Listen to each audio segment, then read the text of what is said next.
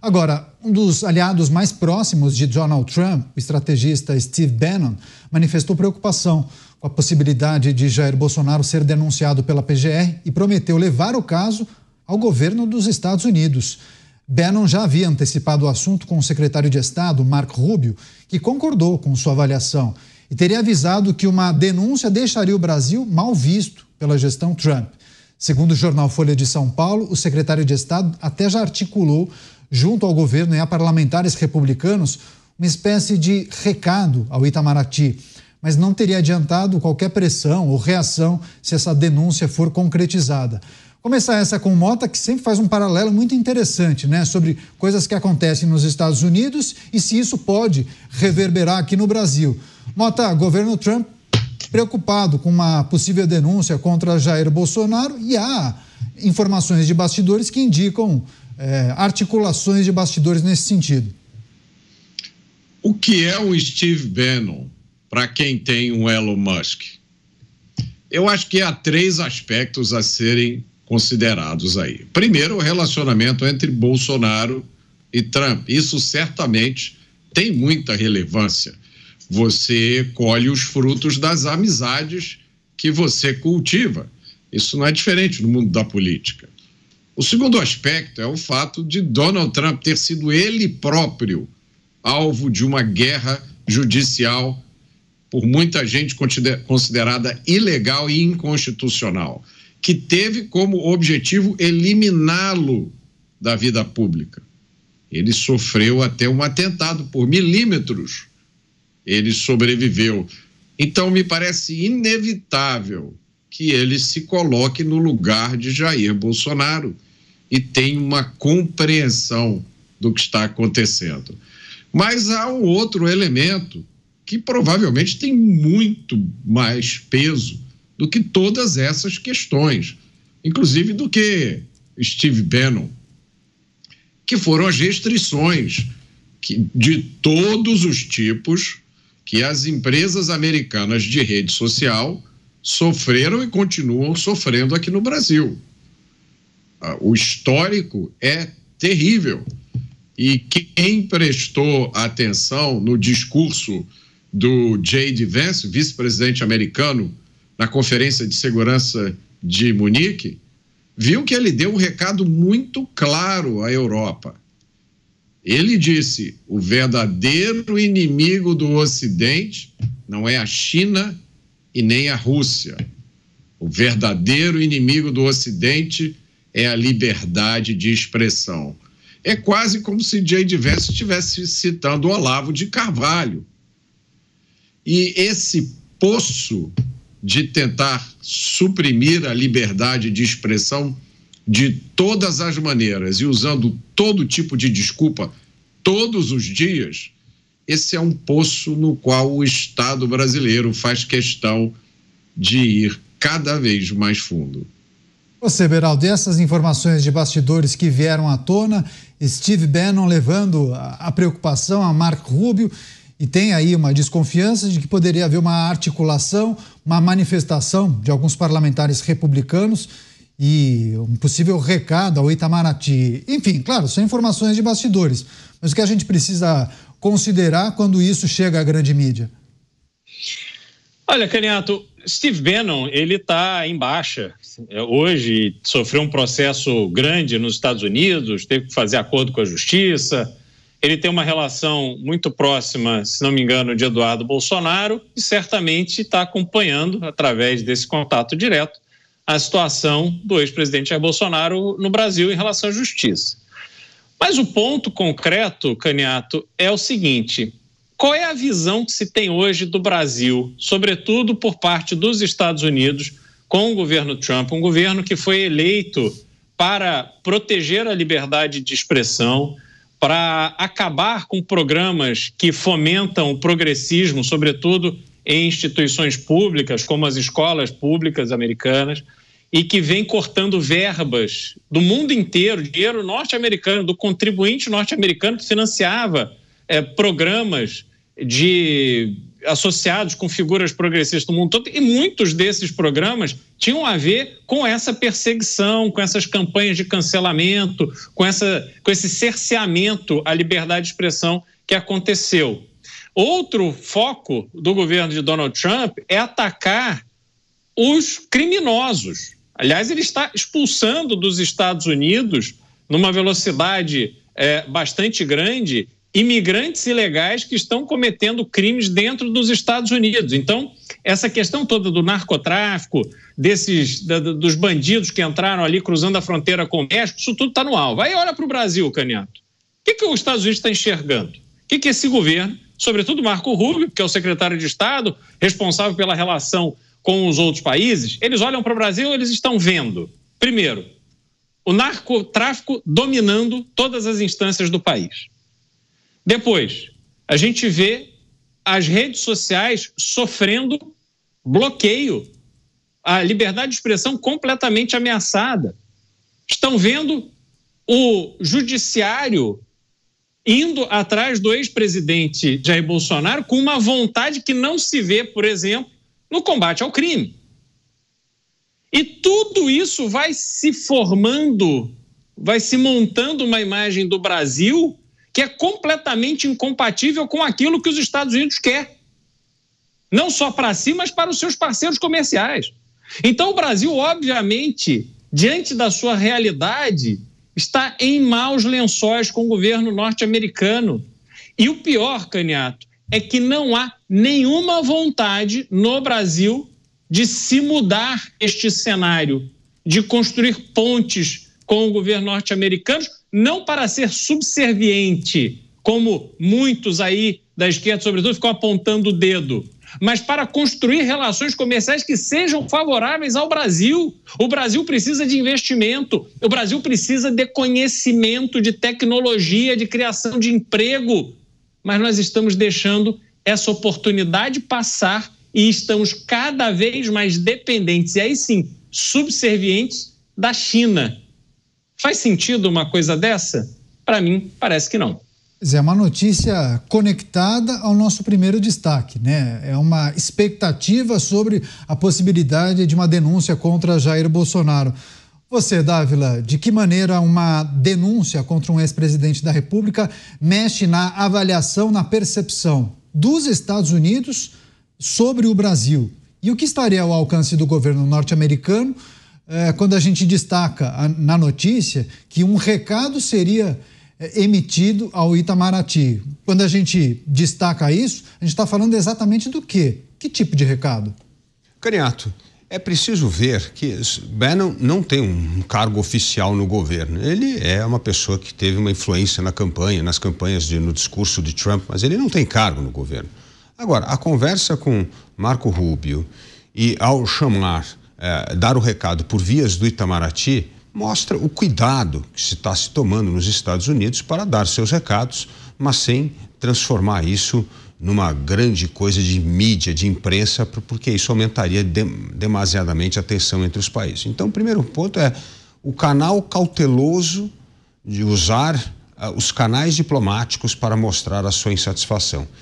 E eu vejo que esse posicionamento do governo dos Estados Unidos, ele é importante porque há outros ingredientes nessa história. Por exemplo, vamos ter no Brasil, provavelmente, uma nova tentativa do PL da fake news de caminhar no Congresso Nacional, que tem a ver com censura. E aí sim, uma questão muito mais importante para os Estados Unidos. Então eu entendo que os Estados Unidos começam com o canal diplomático, que é o mais discreto de todos, e para ter espaço para ir aumentando a pressão conforme outros assuntos entram na pauta, além de uma possível denúncia contra o presidente Jair Bolsonaro. E isso precisa ser feito com cuidado.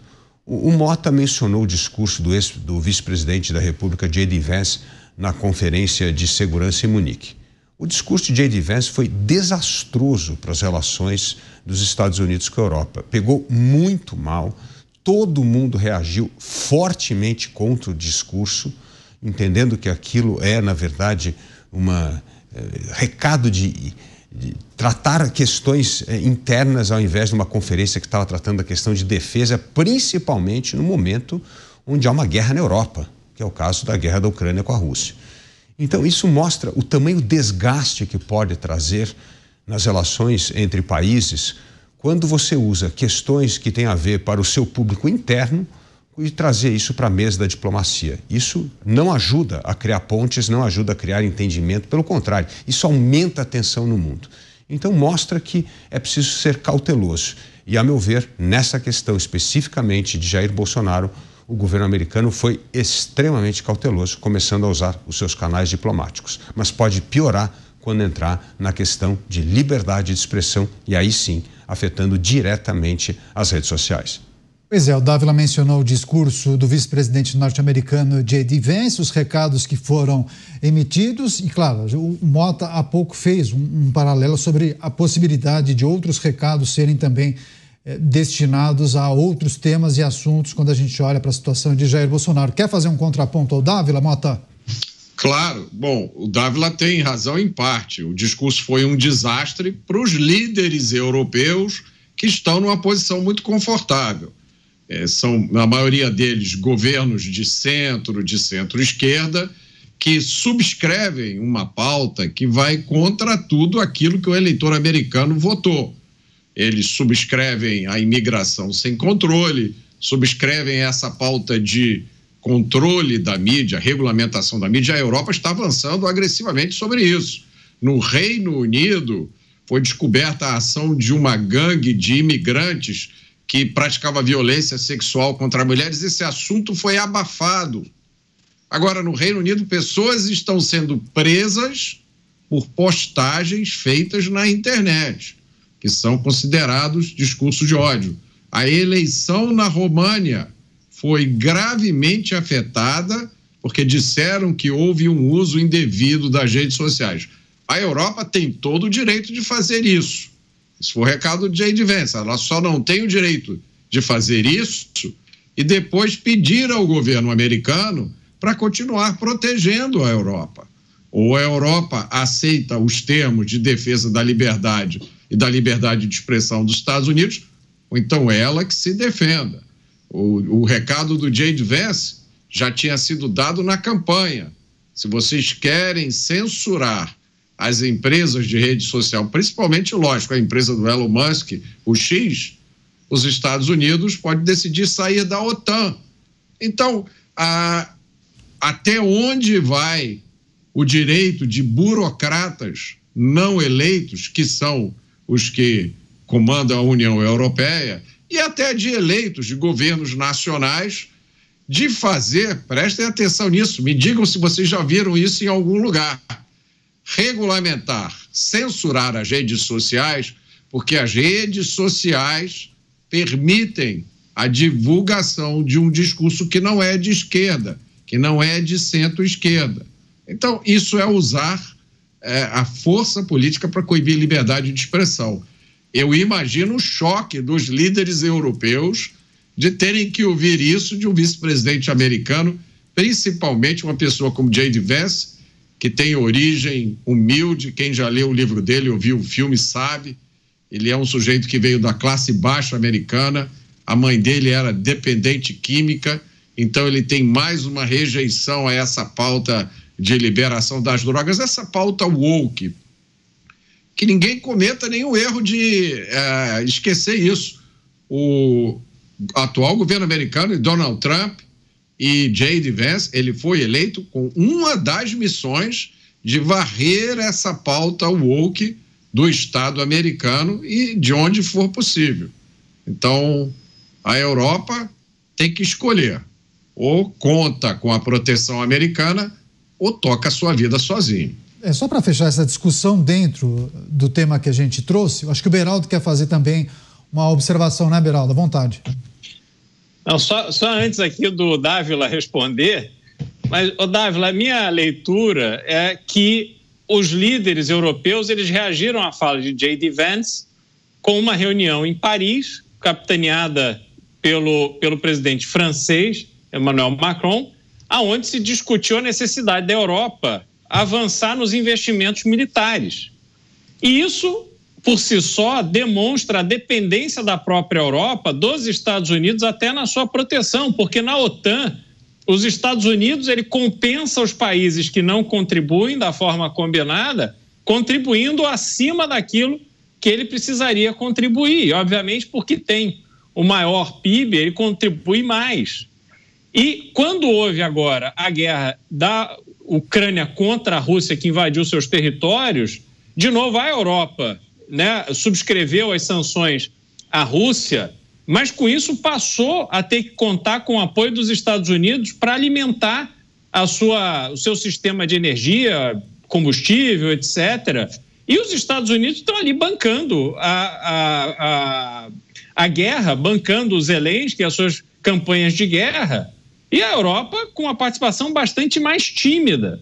Então, se essa é a dependência que existe dos Estados Unidos, eu acredito que o vice-presidente J.D. Vance tem todo o direito de externar o seu incômodo, que ao mesmo tempo que o Reino Unido depende da ajuda norte-americana para essas situações, está ali prendendo uma pessoa que estava rezando próximo a uma clínica de aborto, silenciosamente, ou aprovando leis que impeçam você de rezar dentro da sua casa para pedir que essas pessoas que estão indo fazer aborto mudem de ideia. Quer dizer, é um nível de loucura que eu, sinceramente, não vejo nenhuma razão para nenhum país ter que compactuar com isso. Se você quer ter esse tipo de postura, eu estou com Mota, você tenha, mas tenha por sua conta e risco.